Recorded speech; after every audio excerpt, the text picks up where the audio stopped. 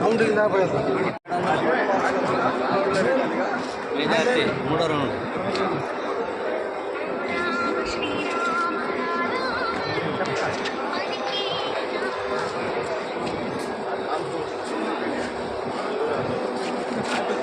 ఈరోజు ఇదంతా కూడా పేద బడుగు బలహీన వర్గాల విజయంగా దీన్ని భావిస్తున్నాం.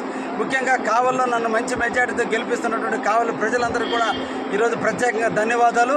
ఇది ప్రజల యొక్క తీర్పు, ప్రజల యొక్క విజయం. ప్రజల అరాచకాలకి, దౌర్జన్యాలకి, దుర్మార్గాలకి పరాకాష్ఠగా చేరిన వైసీపీ ప్రభుత్వాన్ని కాలరాయటంలో కావలి ప్రజలు ఇచ్చిన తీర్పుగా దీన్ని భావిస్తున్నాం.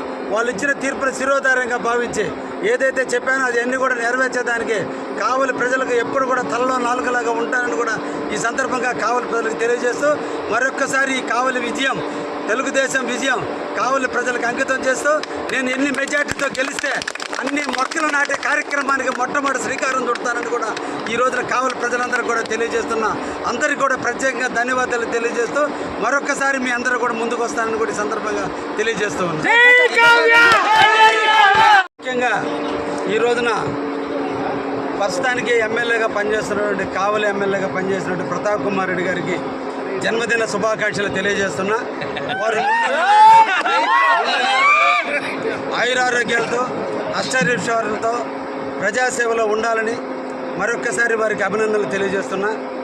రాజకీయ నాయకుడిగా కావలి ప్రజల కోసం పనిచేసేటువంటి వ్యక్తిగా మరొక్కసారి ప్రతాప్ కుమార్ రెడ్డి గారికి తెలియజేస్తున్నా.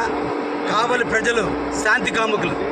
కావలి ప్రజలు 2 సార్లు హక్కును చేర్చుకున్నారు.